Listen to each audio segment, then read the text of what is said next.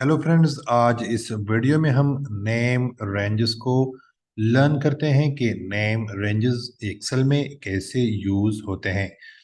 So what is name ranges? Basically हम जब किसी भी डेटा पे कोई फंक्शन यूज करते हैं तो हमें रेंज को कम्प्लीटली सेलेक्ट करना पड़ता है।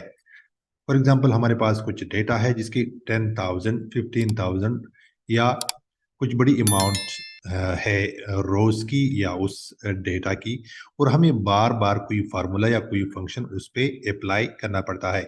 तो हर दफ़ा उस पूरे के पूरे डेटा को सिलेक्ट करना मुश्किल काम हो जाता है। तो हम ऐसे करते हैं कि उस पर्टिकुलर डेटा को हम एक या उस रेंज को हम एक नेम दे देते हैं, और जब भी हम कोई फार्मूला यूज़ करें उस फार्मूले में हम उस डेटा को नेम रेंज से इंसर्ट करते हैं और फंक्शंस या फार्मूलाज यूज़ करते हैं। मैं यहाँ पे आपको बताऊं कि फर्स्ट ऑफ ऑल मैं इस कॉलम को, या फॉर एग्जांपल मैं इस कॉलम को नेम दूं इस रेंज को। यहाँ पे आप फार्मूला में जाएं और डिफाइन नेम, और यहाँ पे मैं फॉर एग्जांपल इंग्लिश मार्क्स मैं इसका नाम दे देता हूँ, और इसका स्कोप जो है, यानी मैं इसको कहाँ कहाँ पे यूज़ कर सकता हूँ। इसी वर्कबुक में यूज़ कर सकता हूँ, इसी शीट में यूज़ कर सकता हूँ, या sheet with plain header cells tables, जहाँ जहाँ पे मैं यूज़ कर सकता हूँ इसको मैं यहाँ पे कर लेता हूँ। और यहाँ पे मेरा रेंज ऑलरेडी सिलेक्ट हुआ है जिसको मैं नेम देना चाहता हूँ, एंड देन ओके। यहाँ पे हमें एक चीज़ जो है वो करना पड़ेगा कि स्पेस नाम के दरमियान में नहीं होना चाहिए।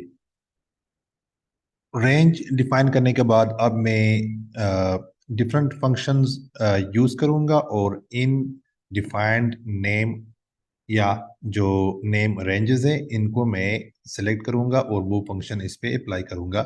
फॉर एग्जांपल, मैं यहाँ पर जो है चाहता हूँ कि जो मेरे इंग्लिश के मार्क्स हैं टोटल, वो यहाँ पर मैं सम अप करूँ। तो बजाय कि मैं यहाँ पर इस रेंज को सिलेक्ट करूँ, मैं यहाँ पे सिंपली लिख दूंगा इंग्लिश मार्क्स और ब्रैकेट क्लोज कर लूँगा, इंटर कर लूँगा। तो मेरे पास जितने भी इंग्लिश के मार्क्स हैं उनका सम यहाँ पे आ गया।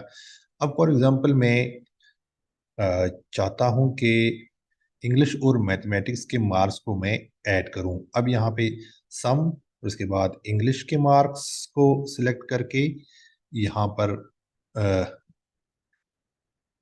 जो डबल डॉट है इसको मैं डालकर, उसके बाद जो मैथमेटिक्स के मार्क्स हैं, मैथ मार्क्स और ब्रैकेट क्लोज कर लूँगा और इंटर प्रेस करूँगा। इससे मेरे पास जो इंग्लिश के जो मार्क्स हैं और मैथमेटिक्स के जो मार्क्स हैं, ये इनका सम मेरे पास यहाँ पर आ जाएगा। दोस्तों, मुझे उम्मीद है कि ये वीडियो आपको पसंद आया होगा।